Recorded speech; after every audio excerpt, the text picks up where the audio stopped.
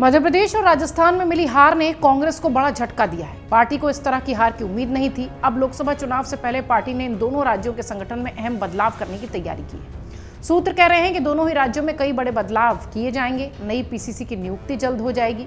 इस रिपोर्ट में आपको बताते हैं कि आखिरकार कांग्रेस की तरफ से किस तरीके के बदलाव की कोशिश हो रही है, क्योंकि पिछले कई दिनों से लगातार बीजेपी के कदम और बीजेपी की जीत की चर्चा हो रही है।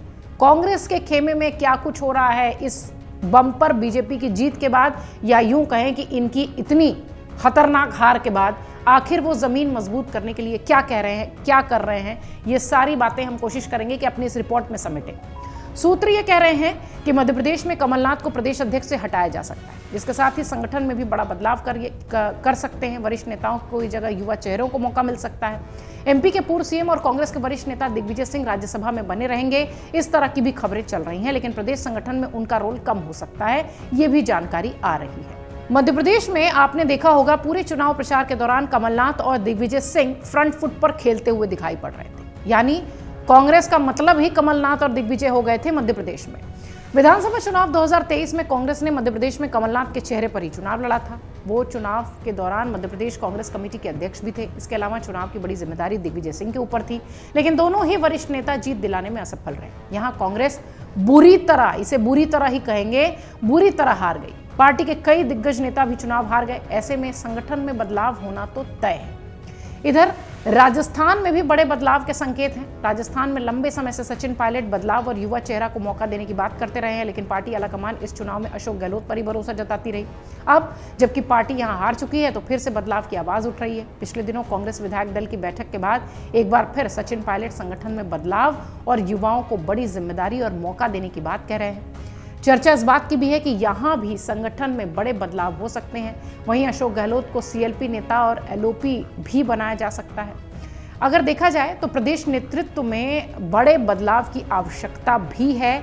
इस तरह की चर्चा पिछले कई दिनों से भीतर खाने कांग्रेस के कुछ नेता बोल भी रहे थे। राजस्थान कांग्रेस के एक नवनिर्वाचित वरिष्ठ विधायक कहते हैं कि लोकसभा चुनाव के लिए कार्यकर्ताओं को कोई स्पष्ट संदेश और उत्साह देना है तो पार्टी में संपूर्ण बदलाव, ओवरऑल चेंज करके नई इबारत लिखनी होगी। गहलोत की प्रॉक्सी को बागडोर सौंपने की स्थिति में लोकसभा चुनाव में राजस्थान में किसी करिश्मे की उम्मीद करना बेमानी होगा, खासतौर से ये देखते हुए कि मुख्यमंत्री अशोक गहलोत खुद अपने गृह जिले जोधपुर में कांग्रेस को उबार नहीं पाए और यहां की 10 में से 8 सीटों पर उन्हें हार मिली। निश्चित तौर पर विधायक जो है कांग्रेस के, उनकी बात सही है। राजस्थान में कांग्रेस की ये अगर देखिए तो तीसरी बड़ी हार है। सूबे में संपूर्ण बदलाव की पैरोकारी कर रहे नेताओं ने हाईकमान को यह दिलचस्प आंकड़ा भेजा है कि राजस्थान में 69 सीटें हासिल करने के बाद भी पार्टी के सूबे में तीसरी सबसे बड़ी हार है। खास बात यह है, इसके पहले पार्टी जब 21 सीटों और 56 सीटों पर सिमट गई थी तब दोनों ही मौके पर मुख्यमंत्री गहलोत ही थे।